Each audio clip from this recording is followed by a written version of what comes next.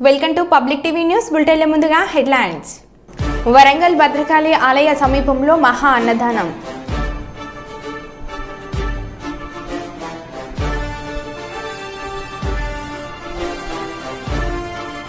పుంగనూరు ప్రభుత్వ ఫైల్స్ కాల్చివేత కలకలం.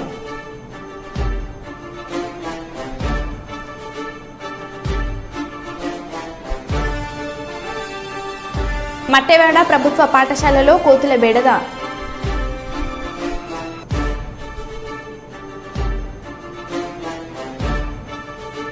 చెట్లు నాటే కార్యక్రమం చేపట్టిన ఎమ్మెల్యే మక్కన్ సింగ్ రాష్ట్రకు.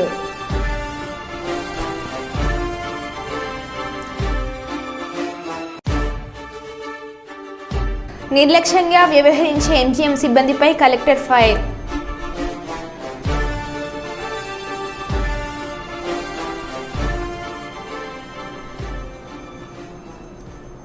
ఇక వివరాల్లోకి వెళ్తే,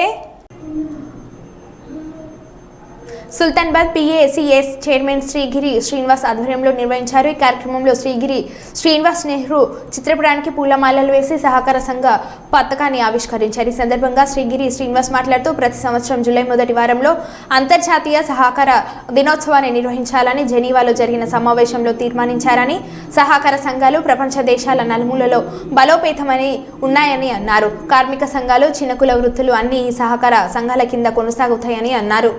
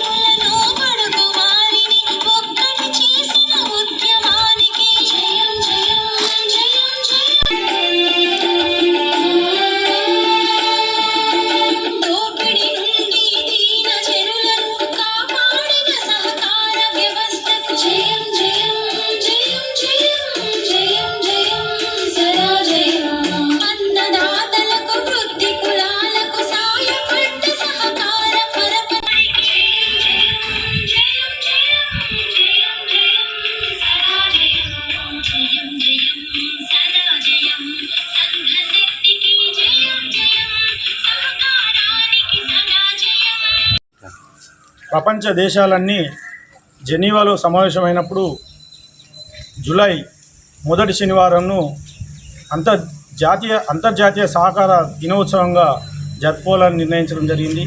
దానిలో భాగంగా ఇవాళ మా సుల్తానాబాద్ సహకార సంఘంలో సహకార పతాకాన్ని ఆవిష్కరించి అంతర్జాతీయ సహకార దినోత్సవాన్ని ఇలా మా సహకార సంఘ ఉద్యోగులు మరియు సహకార సంఘ సభ్యుల మధ్యలో జరుపుకోవడం జరుగుతూ ఉంది. ఇలా ఈ సహకార వ్యవస్థ అనేది ప్రపంచం నలుమూలల బలోపేతమై ఉన్నది. ఇలా ప్రపంచ దేశాలే కానీ, కార్మిక సంఘాలే కానీ, ఇలా చిన్న కుల వృత్తులే కానీ అన్నీ కూడా ఈ సహకార వ్యవస్థ కిందనే కొనసాగుతూ ఉన్నాయి. ఇలా ఈ సహకార వ్యవస్థ ఎంతో బలోపేతమైతే దేశాలన్నీ కూడా, సంబంధ వర్గాలన్నీ కూడా దాని కింద వర్ధిల్లుతాయి. అందుకోసం సహకార వ్యవస్థను దాదాపు మన నెహ్రూ గారు భారతదేశంలో ప్రారంభించి ఇప్పటికీ కొనసాగుతూ ఉంది. ఇప్పుడు మన కరీంనగర్ జిల్లాలో తీసుకున్నట్టయితే కేడీసీసీ బ్యాంక్ ఆధ్వర్యంలో సహకార సంఘాలన్నీ 130 సహకార సంఘాలన్నీ లాభాల బాటలో ప్రయాణిస్తూ సహకార సంఘ సభ్యులకు అందరికీ సేవలు చేస్తూ ఉన్నాయి. ఇవాళ ఈ సహకార గొడుగు కింద చేనేత కావచ్చు, కుల వృత్తులు కావచ్చు, కుమ్మరి కావచ్చు, కమ్మరి కావచ్చు, మరి గీత పారిశ్రామిక సంఘాలు కావచ్చు, అన్నీ కూడా ప్రతి కులవృత్తి కూడా ఈ సహకార సంఘం గొడుగు కిందనే పనిచేస్తుంది. ఇలా ఈ సహకార సంఘంలో సభ్యులందరూ కూడా పేద ధనిక అనే వర్గ విభేదాలు లేకుండా ప్రతి ఒక్కరికి కూడా సాయం చేసే వీలు కల్పించిన వ్యవస్థ ఈ సహకార వ్యవస్థ. ఈ సహకార వ్యవస్థను ప్రతి ఒక్కరు కాపాడుకోవాల్సిన అవసరం ఉంది.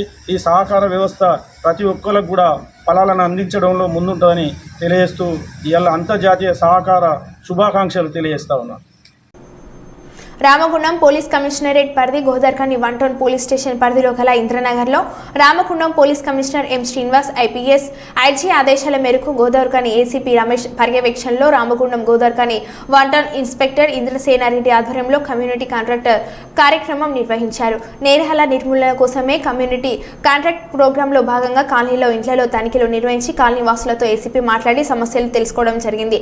ఈ సందర్భంగా ఏసీపీ మాట్లాడుతూ ప్రజల రక్షణ భద్రత పోలీస్ బాధ్యత అని గ్రామంలో కొత్త వ్యక్తులు నేరస్తులు షెల్టర్ తీసుకుని ఉంటే పోలీసులకు సమాచారం అందించాలని కోరారు. చట్ట వ్యతిరేక కార్యకలాపాలకు పాల్పడకూడదని యువత చెడు అలవాట్లకు గంజాయి మద్యం డ్రగ్స్ కు బానిస మారి జీవితాలను నాశనం చేసుకోవద్దని సూచించారు.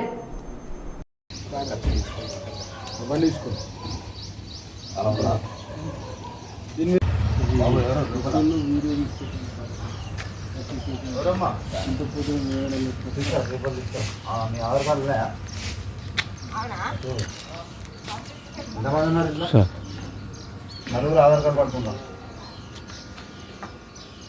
ఇది వాళ్ళదేనా ట్రైన్ వేరే వాళ్ళు బాబు అది పక్క రూమ్ ఎవరు కానీ పక్క రూమ్ ఎవరు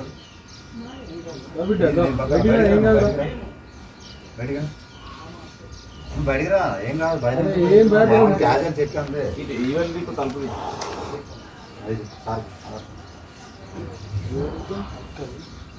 మాట్లాడతాను తెలుగు హిందీ తెలుగు ఏ చోటు మరి మాట్లాడదా అదేంటి చూపించు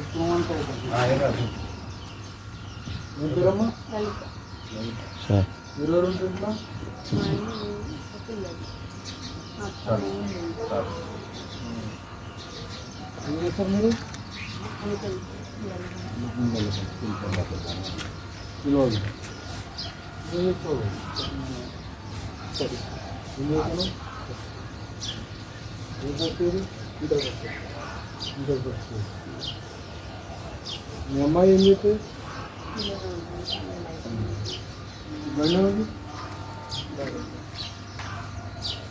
డాడీ మీద డాడీ మరి మైనర్ వాడితే ఫస్ట్ ఇంట్లో 1 ఇయర్ జాబ్ 2 ఇయర్స్ జాబ్ ఇచ్చిన సార్ పోలేదు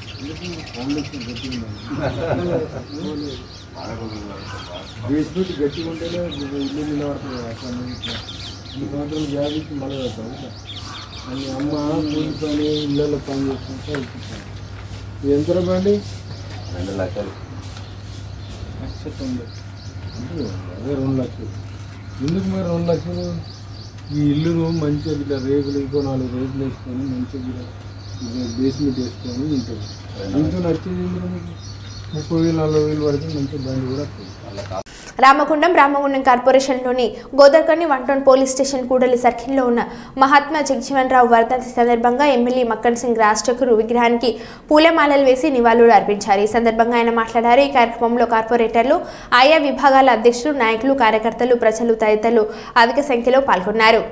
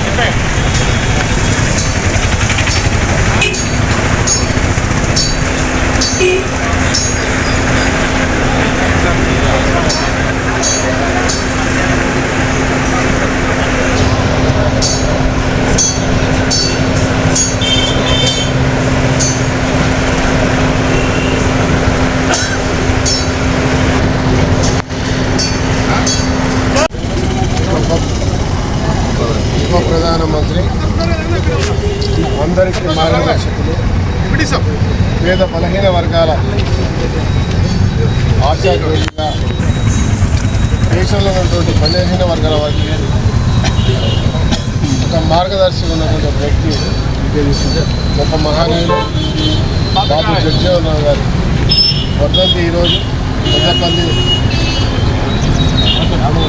పెద్దపల్లి జిల్లాలో అనేక ప్రాంతాలతో పాటు మా నియోజకవర్గం రామగుండంలో మా దళిత విభాగ అధ్యక్షుడు యుగంధర్, దళిత విభాగ వివిధ సంఘాల నాయకులు, ప్రజాప్రతినిధులు, మేయర్ గారు, కార్పొరేటర్ గారు, అదే మాదిరిగా ఎస్సీ కమిషన్ మెంబర్ సమక్షంలో ఘనంగా నిర్వహించడం జరిగింది.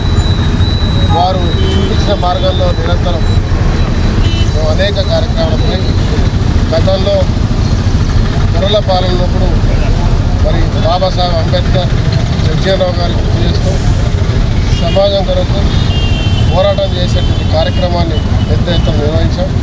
ఇలా ప్రజాస్వామ్య తెలంగాణను సాధించుకున్నాం. ఇలా ప్రజల పరిపాలన ఇలా ప్రజల ముందుకు వెళ్తా ఉంది. మరి వారు చూపించిన బాటలో మేము నడుస్తున్నామనే నమ్మకం బలంగా ఉంది. ఈ ప్రాంతంలో దళిత వర్గాలు ఎవరైతే బలహీన వర్గాలను వారిని ప్రోత్సహించడానికి నిరంతరం ముందుకెళ్తాం. రాబోయే కొన్ని రోజుల్లో కార్పొరేషన్ ఎలక్షన్స్ ఉన్నాయి. ఇక్కడ ఒక దళిత మేయర్గా మళ్ళీ తీసుకొచ్చే కార్యక్రమాన్ని చేస్తాం.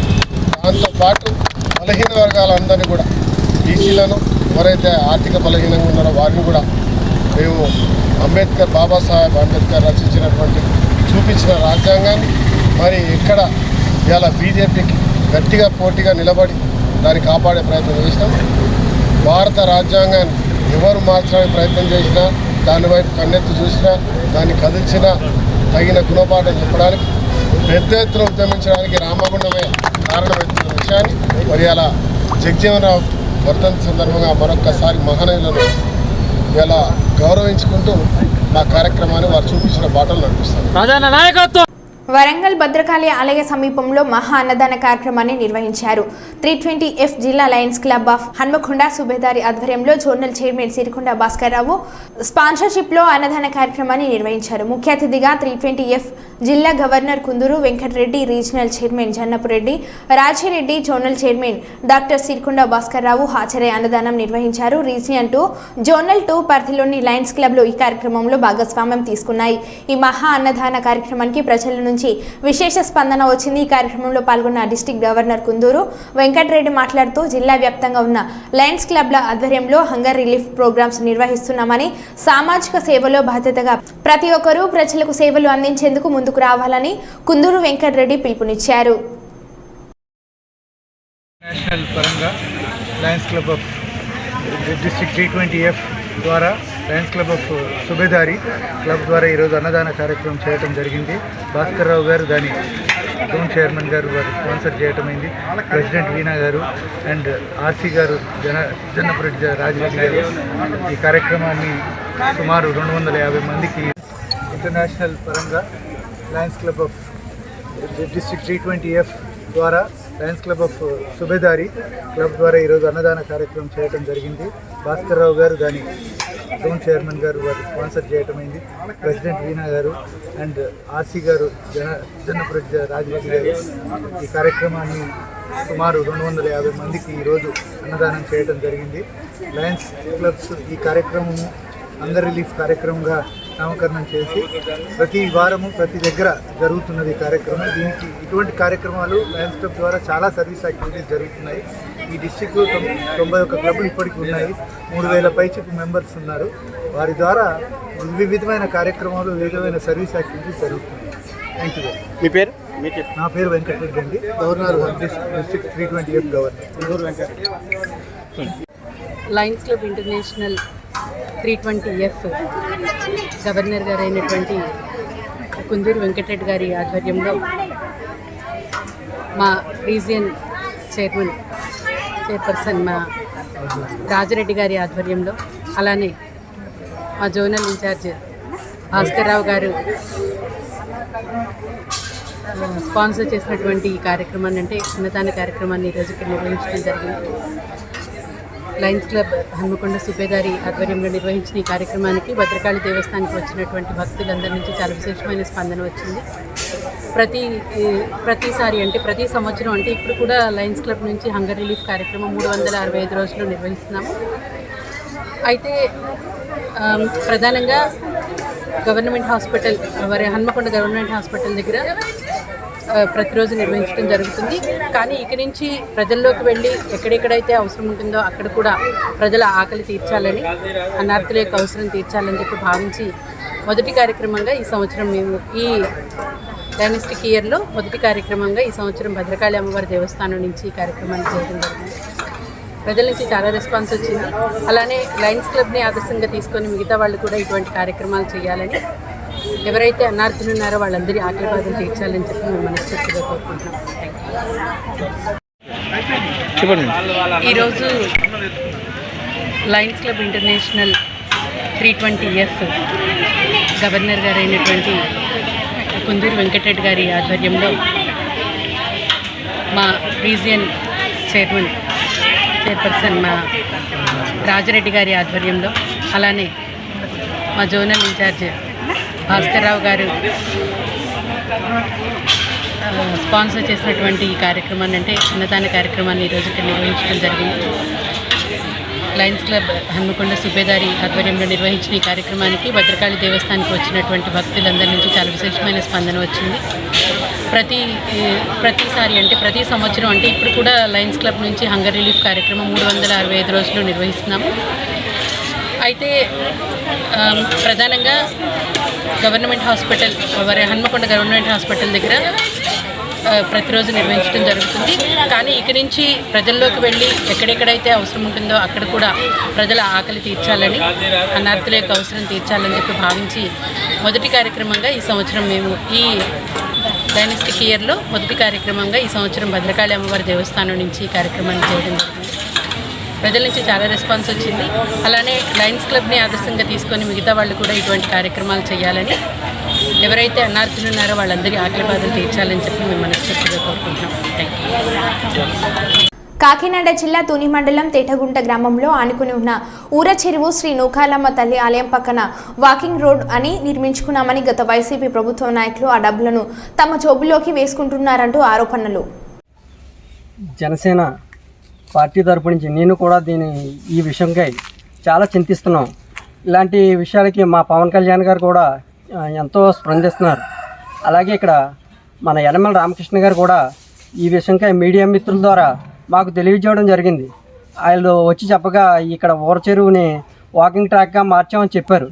చెప్తే మేము వెళ్ళి చూడగా అక్కడ తుప్పలు డొంకలు తప్ప అక్కడ వర్క్ ఏమీ లేదు. ఈ వర్క్ పేపర్ల వరకే పరిమితమైంది, ఊర్లో నాయకుల వరకే పరిమితమైంది. జేబులో డబ్బులు వేసుకోవడం వరకే వర్క్ని చేశామని, చేయని వర్క్ని చేశామని చెప్పడం జరిగింది వాళ్ళు. అలాగే ఇలాంటి ప్రతి పంచాయతీలోని ఇలాంటి అవకతవకలు చాలా ఉన్నాయి.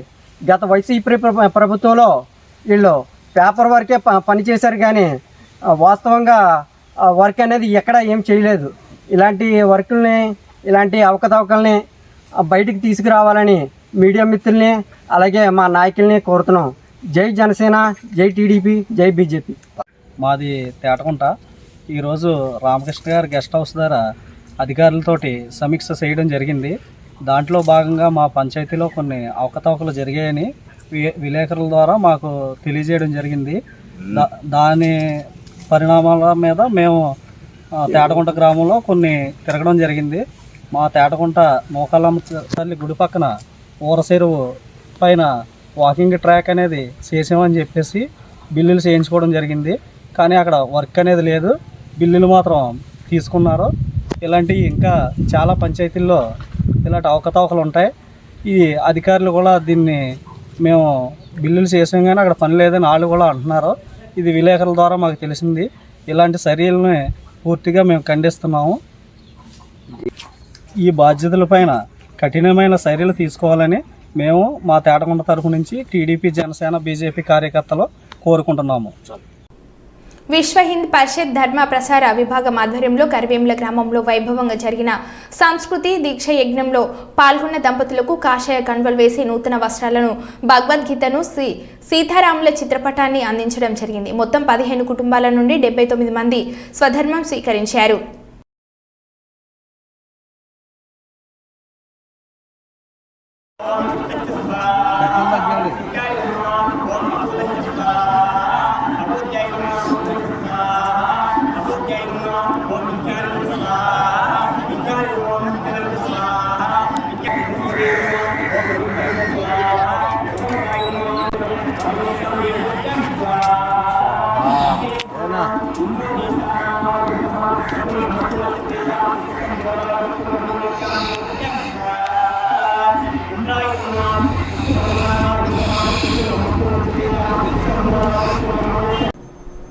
కలెక్టరేట్ మినీ కాన్ఫరెన్స్ హాల్లో జిల్లా ఎస్పీ కృష్ణకాంత్తో కలిసి సంబంధిత అధికారులతో జిల్లా స్థాయి ఇసుక కమిటీ సమావేశాన్ని నిర్వహించిన జిల్లా కలెక్టర్ పి రంజిత్ బాషా.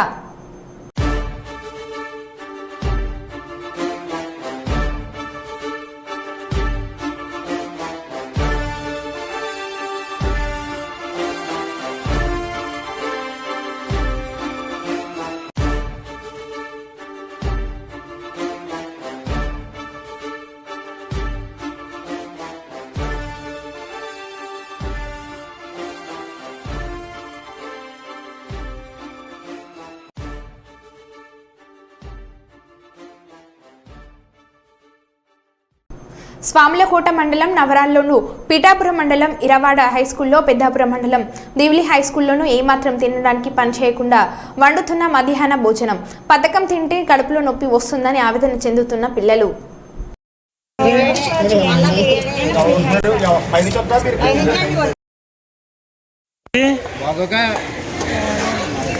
నచ్చట్లేదా? పాడేయడానికి అది మీరు తినడానికే కదా పెట్టారు.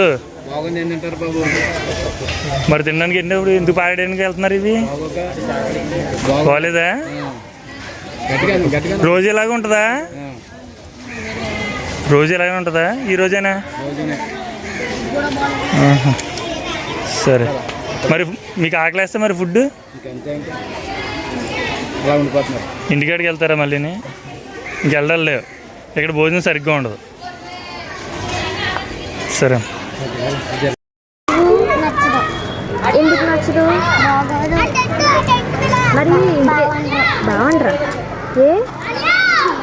రాత్రి వండుకొని 5:30కి మళ్ళీ 5:30కి ఉడికిన తర్వాత అప్పుడు తెచ్చి ఇప్పుడు ఇస్తే మరి ఎలా తింటాము?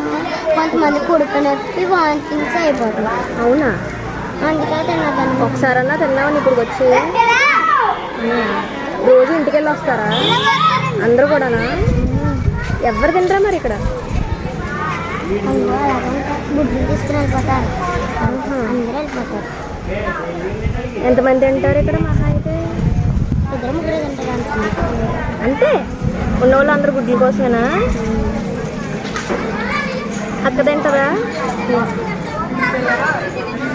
కరీంనగర్ జిల్లా కేంద్రంలో గల ప్రభుత్వ ప్రధాన ఆసుపత్రిలో పనిచేస్తున్న కార్మికులు గత 2 రోజులుగా సమ్మె చేయడంతో రాజీకి వచ్చి యూనియన్ పెట్టిన డిమాండ్లకు సానుకూలంగా స్పందించారని, తక్షణమే కార్మికుల పెండింగ్ వేతనాలు, ఇతర సమస్యలు పరిష్కరిస్తామని హామీ ఇవ్వడంతో సమ్మెను విరమించినట్లు యూనియన్ నాయకులు బండారి శేఖర్ తెలిపారు. ప్రభుత్వ హాస్పిటల్లో సమ్మెలో పాల్గొన్న కార్మికులను ఉద్దేశించి ప్రభుత్వ hospital workers and employees union TUCC అధ్యక్షులు బండారి శేఖర్ మాట్లాడుతూ, కరీంనగర్ ప్రభుత్వ ఆసుపత్రిలో పనిచేస్తున్న sanitation, patient care, security guards కార్మికులు గత 2 నెలలుగా జీతాలు రావడం లేదని ఆవేదన వ్యక్తం చేశారు.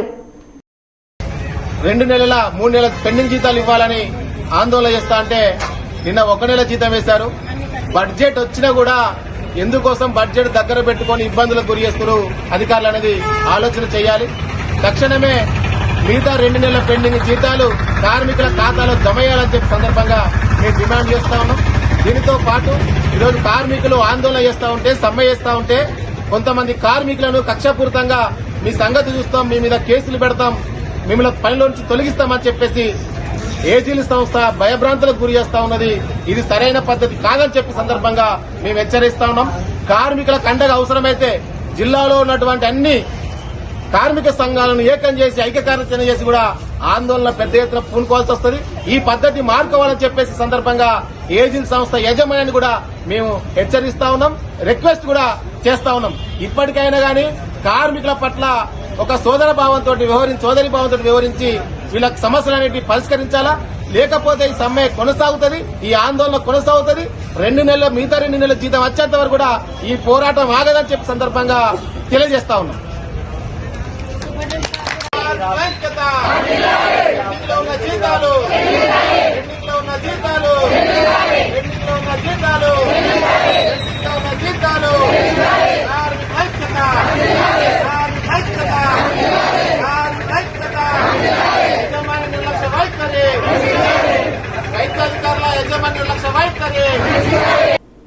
మరో బులెటిన్లో మళ్ళీ కలుద్దాం. Stay tune.